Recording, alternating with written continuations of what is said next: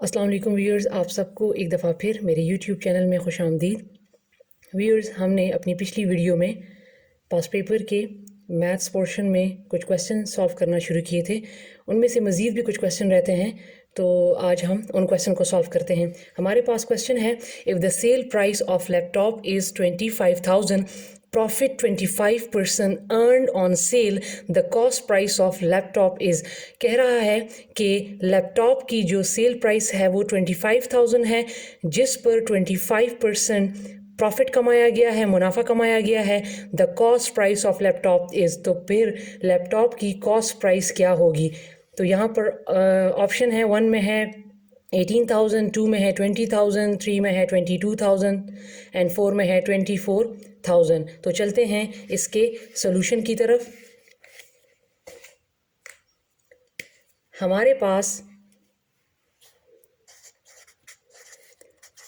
Sale price laptop का है 25,000, जिस पर प्रॉफिट कमाया गया है 25% और हमने मालूम क्या करना है, कॉस्ट प्राइस। जब भी हमारे पास सेल प्राइस गिवन हो और उस पर प्रॉफिट बी गिवन हो, प्रॉफिट कमाया गया हो, ये दोनों चीज़ें अगर गिवन हो, सेल एंड प्रॉफिट गिवन हो और कॉस्ट प्राइस मालूम करना हो, तो उसके लिए हमारे पास फार्मूला है, cost price equal to sell price multiply by 100 divided by 100 plus profit. ये हमारे पास फार्मूला है, ठीक है। अब इसमें हम वैल्यूज़ पुट करते हैं। तो कॉस्ट प्राइस इक्वल टू, हमारे पास सेल प्राइस क्या है, 25,000 multiply by 100 as it is, फिर नीचे 100 as it is plus profit कितना है 25, ठीक है। अब हम क्या करेंगे, 25,000 मल्टीप्लाई 100 को मैंने एज इट इज़ लिख दिया, 100 प्लस 25 125 हुआ। अब कटिंग कर लें, 52 टाइम 10, 55 टाइम 25, 52 टाइम 10 0, फिर 25 1 टाइम 25, 25 1 टाइम 25, 3 ज़ीरोज़ जो हैं वो ऊपर चले जाएंगे। तो यहाँ हमारे पास क्या रह जाएगा, 1000 मल्टीप्लाई बाय 20। जब आप इसको मल्टीप्लाई करेंगे तो आ जाएगा 20,000। इसको मैं मल्टीप्लाई भी कर देती हूँ, 0 0 time 0, 0 0 time 0, 0 0, 2 0 time 0, 2 0 time 0, 2 0 time 0 and 2 1 time 2, 0 0 0 0 and 2। तो आप देख सकते हैं कि हमारे पास जो कॉस्ट प्राइस ऑफ लैपटॉप है वो आया है 20,000। तो अब हम देखते हैं कि हमारे पास ऑप्शन में गिवन है या नहीं। तो 2 में गिवन है 20,000, लिहाजा कॉस्ट प्राइस 20,000 आ गया और यही इसका आंसर होगा, ठीक है। अब हम चलते हैं अपने नेक्स्ट क्वेश्चन की तरफ। हमारे पास नेक्स्ट क्वेश्चन है, the diameter of a bicycle tyre is 42 centimetre. If it complete 2 revolution in 1 second, how much distance will it cover in 10 second. कह रहा है कि जो बाईसाइकिल का जो टायर है उसका डायमीटर हमारे पास गिवन है 42 सेंटीमीटर। कहता है कि इफ़ इट कंप्लीट, अगर वो 2 रेवोल्यूशन 2 चक्कर पूरे करता है इन 1 सेकेंड, 1 सेकेंड में, तो how much distance will it cover in 10 second. तो वो 10 सेकेंड्स में कितना फासला तय करेगा। तो चलते हैं इसके सॉल्यूशन की तरफ। हमारे पास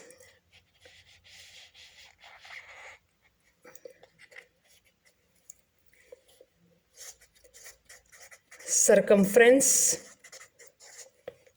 ऑफ सर्कल विद डायमीटर का जो फॉर्मूला होता है, यहाँ पर टायर है तो लिहाजा मैं सर्कल की जगह पे टायर लिख लूँगी। Circumference of tyre with diameter is equal to, ये हमारे पास फॉर्मूला होता है पाई डी, पाई डायमीटर। ठीक है, अब हम इसमें क्या करेंगे, वैल्यूज पुट करेंगे। तो पाई की जो वैल्यू होती है वो हमारे पास 22/7 होती है, ये याद रखनी है। जहाँ भी पाई आएगा तो उसकी वैल्यू आपने 22/7 पुट करनी है। और डायमीटर हमारे पास गिवन है 42। इसकी क्रॉस कटिंग कर लें, 7 1 टाइम्स 7, 7 6 टाइम 42। जब 22 को 6 से मल्टीप्लाई करेंगे तो आ जाएगा 132। अब उन्होंने कहा है कि if it complete two revolution in 1 second, अगर 1 सेकेंड में ये 2 रेवोल्यूशन, 2 चक्कर कंप्लीट करता है, तो पहले हमने मालूम करना है कि वो 10 सेकेंड्स में कितने करेगा। तो 10 सेकेंड्स को क्या करेंगे,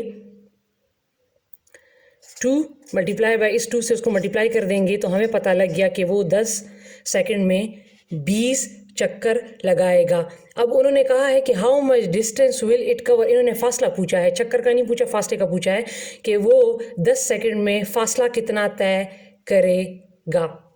ठीक है, तो हमने क्या करना है कि हमने 132 के साथ 20 को मल्टीप्लाई कर देना है। तो जब आप 132 को 20 के साथ मल्टीप्लाई करेंगे, 02 time 0, 03 time 0, 01 time 0, 22 time 4, 23 time 6 and 21 time 2, इनको प्लस कर लें तो आपके पास आ जाएगा 2640 सेंटीमीटर। ठीक है, तो ये हमारे पास इसका आंसर आ गया। अब हम ऑप्शन में देखते हैं, तो हमारे पास ऑप्शन में मौजूद है 2640 और यही इसका आंसर है। तो व्यूअर्स, अब चलते हैं अपने नेक्स्ट क्वेश्चन की तरफ।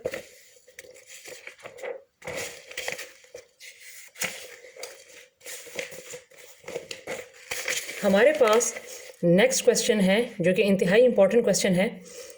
ए इंटरसेक्शन ए कॉम्प्लीमेंट, सी का मतलब है कॉम्प्लीमेंट। अगर इस तरह भी लिखा होता ए इंटरसेक्शन ए कॉम्प्लीमेंट, इसके ऊपर सी या ये दोनों जो हैं ये सेम है। ठीक है, तो कह रहा है कि ये जो है इनमें से किसके बराबर आएगा। अगर हम A intersection A complement find करेंगे तो हमारे पास वो सेट किसके बराबर आएगा, यूनिवर्सल, एम्प्टी, ए कॉम्प्लीमेंट या ए के बराबर।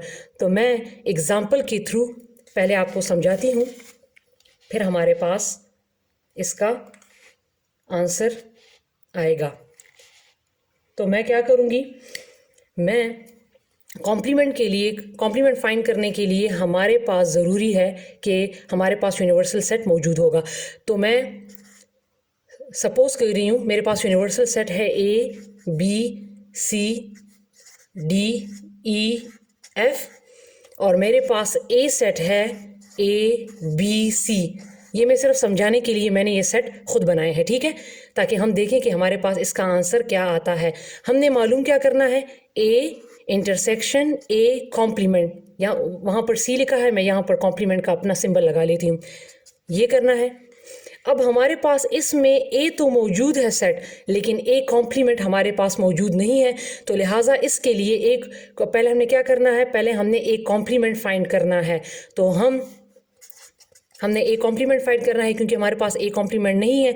तो ए कॉम्प्लीमेंट के लिए क्या करेंगे कि यू सेट से ए को माइनस कर देंगे। ठीक है, तो अब हमारे पास यू सेट क्या है, A complement mean U minus A. ठीक है, तो अब यू सेट हमारे पास है A B C D E F, दरमियान में डैश, और ए सेट हमारे पास है ए बी एंड सी। अब आपने यू सेट के मेंबर्स देखने हैं कि वो ए में मौजूद है कि नहीं। जो जो मौजूद होंगे उनको काट लें। ए इसमें भी मौजूद है, इसमें भी, बी इसमें भी मौजूद है, और सी इसमें भी मौजूद है। तो हमारे पास यू माइनस ए या ए कॉम्प्लीमेंट के जो मेंबर्स रह गए हैं वो है डी ई एफ। ठीक है, हमारे पास यहाँ पर जो मेंबर्स रह गए हैं हमने उनको लिख लिया, तो लिहाजा हमारे पास A complement D E F आ गया। आप यू डैश ए भी लिख सकते हैं और ए कॉम्प्लीमेंट बी लिख सकते हैं। तो हमारे पास ए कॉम्प्लीमेंट क्या आ गया, डी ई एफ। अब हम आसानी से ए इंटरसेक्शन ए फाइंड कर लेंगे, ए इंटरसेक्शन ए। तो सबसे पहले ए सेट लिखें। ए सेट मेरे पास है ए बी सी, दरमियान में जो इंटरसेक्शन का साइन, फिर ए कॉम्प्लीमेंट मैंने अब फाइंड कर लिया, डी ई एफ। ठीक है, तो इसमें इंटरसेक्शन का मतलब है इसमें कॉमन देखना है, जो इसमें भी मौजूद हो और जो दूसरे सेट में भी मौजूद हो। इस सिंबल का मतलब होता है कि कॉमन, दोनों सेट में जो चीज़ कॉमन होगी। तो यहाँ पर आप देख सकते हैं, यहाँ पर ए बी सी है और यहाँ पर डी ई एफ है, लिहाजा इन दोनों में कोई चीज़ कॉमन नहीं है। तो ये हमारे पास आ जाएगा एम्प्टी सेट या फाई। ठीक है, तो अब हम कह सकते हैं कि ए इंटरसेक्शन ए कॉम्प्लीमेंट हम जब भी फाइंड करेंगे तो वो सेट हमारे पास एम्प्टी आएगा। तो इसमें आप देख सकते हैं कि ये ऑप्शन मौजूद है B. So the answer is B. ठीक है व्यूअर्स, अब हम चलते हैं अपने नेक्स्ट क्वेश्चन की तरफ।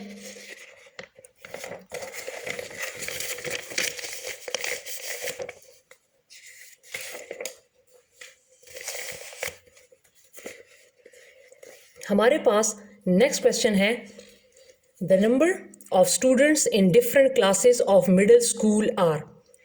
क्लास कौन कौन सी है, 5th 6th 7th 8 different classes हैं, जिसमें स्टूडेंट्स जो हैं, यहाँ पर मैं एस टी लिख लेती हूँ, नंबर ऑफ स्टूडेंट्स जो हैं वो 5th क्लास में 20 है, 6th क्लास में 15 है, 7th क्लास में 12 है और 8th क्लास में 13 है। तो हमने फाइंड क्या करना है, the relative frequency of class 6। हमने क्लास 6 की रिलेटिव फ्रीक्वेंसी फाइंड करनी है। ठीक है, तो रिलेटिव फ्रीक्वेंसी के लिए हम क्या करेंगे कि हम रिलेटिव फ्रीक्वेंसी फाइंड करने के लिए 20, 15, 12, 13 नंबर ऑफ स्टूडेंट्स को हम सम कर लेंगे।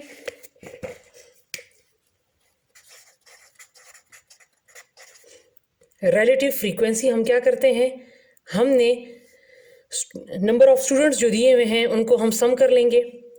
ठीक है, हमारे पास गिवन है 20, 15, 12, 13, 20, 15, 12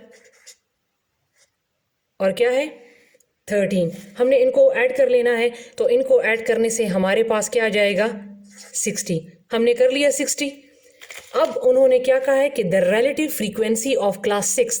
उन्होंने कहा है कि क्लास 6 की सिर्फ रिलेटिव फ्रीक्वेंसी मालूम करें, सबकी नहीं, सिर्फ क्लास 6 की। तो क्लास 6 में हमारे पास स्टूडेंट्स कितने हैं 15। तो हमने उस 15 को डिवाइड कर देना है किस पर, 60 पर। तो अब हम इसकी कटिंग कर लेते हैं। 3 5 टाइम 15, 3 2 टाइम 6 0, 5 1 टाइम 5, 5 4 टाइम 20। हमारे पास क्या आ गया 1/4। इसको अब हम डिवाइड कर लेंगे, ऊपर न्यूमरेटर रखना है और बाहर डिनोमिनेटर। अब चूंकि ये छोटा है ये बड़ा है, लिहाजा हम इसके साथ यहाँ पर 0 लगाएंगे। जब यहाँ पर 0 लगाएंगे तो इस 0 के लिए पहले हम यहाँ पर 0 पॉइंट लगा लेंगे। ठीक है, तो 4 2 टाइम 8, 10 में से 8 माइनस करें तो 2 पॉइंट ऑलरेडी लगा है। अब हम यहाँ 0 को ऐड कर सकते हैं मज़ीद, तो 4 5 टाइम 20। तो हमारे पास क्लास 6 की जो रिलेटिव फ्रीक्वेंसी आ गई है, रिलेटिव फ्रीक्वेंसी ऑफ क्लास 6, वो हमारे पास आ गई है 0.25। तो यहाँ पर अब हम देख सकते हैं कि ए ऑप्शन में मौजूद है 0.25। ठीक है व्यूअर्स, अब हम चलते हैं अपने नेक्स्ट क्वेश्चन की तरफ। हमारे पास नेक्स्ट क्वेश्चन जो है वो इंतहाई इम्पॉर्टेंट है, और ये क्वेश्चन जो है ये क्लास 8 की मैथमेटिक बुक से लिया गया है। 42 with base 2 multiply 35 with base 5 and multiply 48 with base 8। इससे आंसर क्या आएगा। हमने क्या करना है कि कन्वर्जन ऑफ बाइनरी सिस्टम 2 को हम विद बेस 2 को हम बाइनरी सिस्टम भी बोलते हैं। कन्वर्जन ऑफ बेस 2 उसको पहले डेसिमल सिस्टम में कन्वर्ट करना है, डेसिमल नंबर नहीं, डेसिमल सिस्टम में कन्वर्ट करना है। फिर मैं क्या करूँगी, 35 बेस 5 को कन्वर्ट करूँगी डेसिमल सिस्टम में, और फिर 48 बेस 8 को मैं कन्वर्ट करूँगी डेसिमल सिस्टम में। पहले मैं इन तीनों को डेसिमल सिस्टम में कन्वर्ट करूँगी, उसके बाद आखिर में उनकी मल्टीप्लिकेशन होगी। तो मेरे पास क्वेश्चन है 42 with base 2 multiply 35 with base 5 multiply 48 with base 8। सबसे पहले मैंने क्या करना है, 42 with base 2 को मैंने डेसिमल सिस्टम में कन्वर्ट करना है।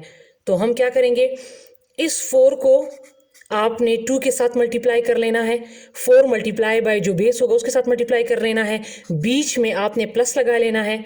ठीक है, ये फॉर्मूले के मुताबिक जो डेसिमल सिस्टम में हम कन्वर्ट करते हैं तो उसमें हम प्लस का निशान लगाते हैं। फिर आपने इस 2 को बेस 2 के साथ मल्टीप्लाई कर लेना है। हो गया। अब आपने राइट साइड से जो बेस हैं इसके ऊपर आपने एक्सपोनेंट लगाना है सीक्वेंस वाइज, 0 1। अगर इसी तरह आगे होते तो फिर हम 2 3 लगाते। अब मैं इसको क्या करती हूँ, इसको सॉल्व करती हूँ।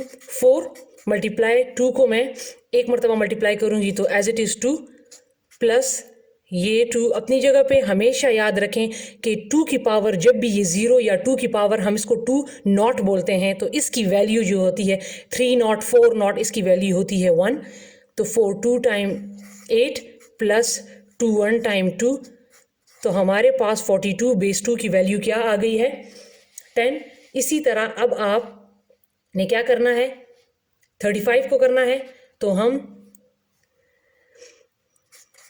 35 विद बेस 5, तो इसी तरह आप 3 को 3 मल्टीप्लाई बाय 5, 3 को बेस 5 से मल्टीप्लाई करें, बीच में प्लस का निशान, फिर 5 मल्टीप्लाई बाय बेस 5, फिर राइट साइड से जो बेस हैं इसके ऊपर आप ये लगाएं 0 1। अब इसको सॉल्व करें, 3 अपनी जगह पे, 5 को एक दफ़ा मल्टीप्लाई किया तो 5 प्लस 5 अपनी जगह पे, 5 नॉट है, इसी तरह मैंने कहा कि 1 नॉट 2 नॉट 3 नॉट जो भी होगा उसकी वैल्यू 1 ही होगी। तो 3 5 टाइम 15 प्लस 5 1 टाइम 5, तो मेरे पास इसकी वैल्यू आ गई है 20। ये भी सॉल्व हो गया है। अब अगला क्या है, 48।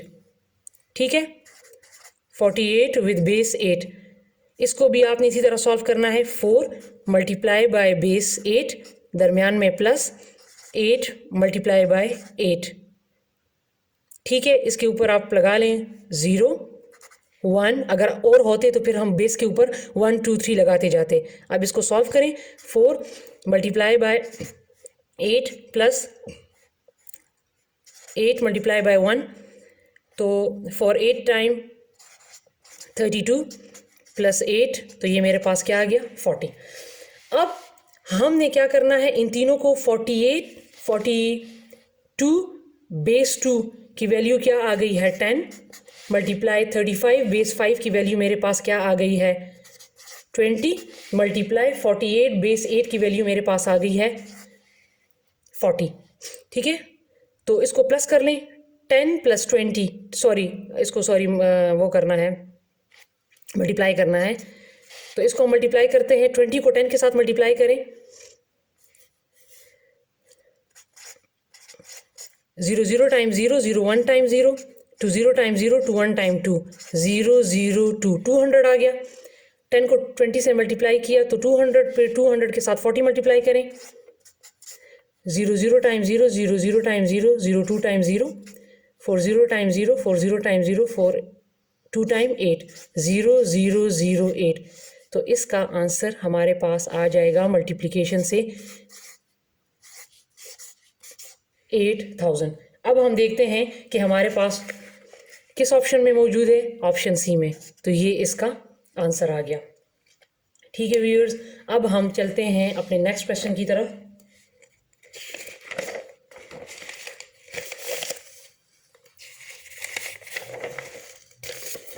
हमारे पास नेक्स्ट क्वेश्चन है फाइंड द स्क्वायर। ये क्वेश्चन दिया है x माइनस 3y, इसका स्क्वायर लेना है। ठीक है, तो कह रहा है कि इसमें कौन सा ऑप्शन फिर ठीक हो गया। जब भी हम किसी चीज़ का स्क्वायर लेते हैं उसको सबसे पहले हम फॉर्मूले के मुताबिक ओपन करते हैं। हमारे पास क्वेश्चन है x माइनस 3y, इसका हमने क्या करना है, स्क्वायर लेना है। तो टेकिंग स्क्वायर,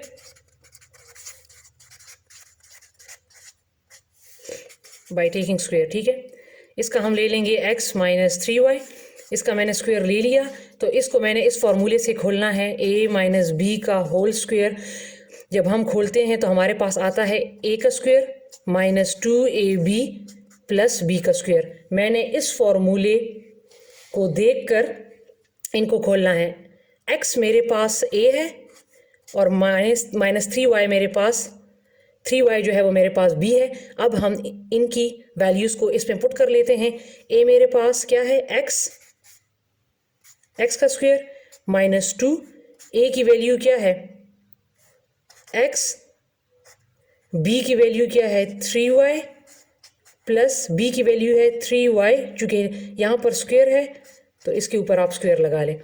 अब मैं इसको खोलूँगी, x स्क्वायर को ओपन किया, 2 3 टाइम 6 और xy साथ में मल्टीप्लाई हो गए। इन सबको मैंने मल्टीप्लाई कर लिया और इसको जब मल्टीप्लाई करूँगी, 3 को 2 मरतबा मल्टीप्लाई करूँगी तो आ जाएगा 9y का स्क्वायर। तो मेरे पास इसका आंसर जो है वो है x square minus 6xy plus 9y square. तो आप देख सकते हैं कि हमारे पास ये ऑप्शन डी में मौजूद है। अब व्यूअर्स, अब हम नेक्स्ट क्वेश्चन की तरफ चलते हैं।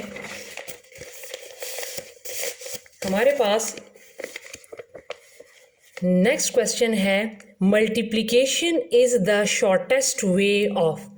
मल्टीप्लिकेशन किस चीज़ का शॉर्टेस्ट वे है या शॉर्टेस्ट फॉर्म है, रिपीटेड सब्ट्रैक्शन का, रिपीटेड एडिशन का या रिपीटेड डिवीजन का। तो मैं अब आपको ये सॉल्व करके देती हूँ।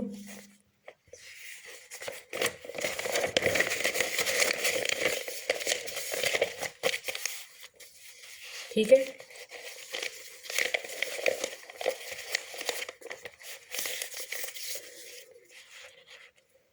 फॉर एग्जाम्पल मैं लिखती हूँ 2 मल्टीप्लाई बाय 5। मल्टीप्लिकेशन यहाँ मेरे पास आ गया 10। अब अगर इसी 2 को मैं 5 मरतबा प्लस करूँ तो मेरे पास वही 10 आएगा। ठीक है, मल्टीप्लिकेशन 2 5 टाइम 10, फिर इसी 2 को 5 टाइम्स या 5 को 2 टाइम्स में क्या करूं, प्लस करूंगी, रिपीट करूंगी। ये 2 क्या हो रहे हैं, बार बार रिपीट हो रहे हैं, रिपीटेड एडिशन है ये, तो आंसर हमारे पास सेम आएगा। इसी तरह अगर मैं 3 मल्टीप्लाई बाय 3 कर लूं तो 9, इसी 3 को मैं 3 मरतबा प्लस कर लूं तो मेरे पास वही 9 आएगा। ठीक है, तो ये हमारे पास क्या हुआ, रिपीटेड, ये नंबर बार बार रिपीट हो रहा है और साइन कौन सा यूज हुआ है, प्लस। तो लिहाजा मल्टीप्लिकेशन जो है वो शॉर्टेस्ट फॉर्म है किसका, रिपीटेड एडिशन का। ठीक है व्यूअर्स, तो हमारे पास इसका आंसर आएगा repeated addition, option B. Viewers, हमारे पास अब यहाँ पर लास्ट क्वेश्चन है कि the weight in KG of 9 students of class 8 are. Class 8 के 9 स्टूडेंट्स हैं जिनका वेट जो है वो है 29, 32, 27, 30, 47, 35, 37, 33, 48। द मीडियन इज, तो इसका मीडियन क्या होगा, ए में है 33, बी में है 35, सी में है 37 और डी में है 39। सबसे पहले मीडियन मालूम करने के लिए हम क्या करेंगे कि इस डेटा को हम अरेंज करेंगे। इस डेटा को हम असेंडिंग ऑर्डर 1 2 3 4 फॉर्म में इसको लिखेंगे। सबसे पहले छोटे नंबर को लेंगे, फिर बड़ा, फिर उससे बड़ा, फिर उससे बड़ा, तो तब हम उसमें मीडियन फाइंड करेंगे। तो यहाँ पर हमारे पास क्या है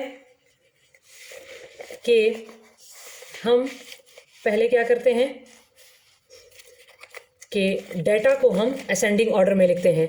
तो हम जब इसको असेंडिंग ऑर्डर में लिखेंगे तो हमारे पास आएगा 27, फिर 29, फिर 30, फिर 32, फिर 33, फिर 35, 37, 47 एंड 48। ये मैंने असेंडिंग ऑर्डर में लिख लिया। अब जो मिड वाला फिगर होगा, देखिए 1 2 3 4 5 6 7 8 9, तो अगर आप देखें 4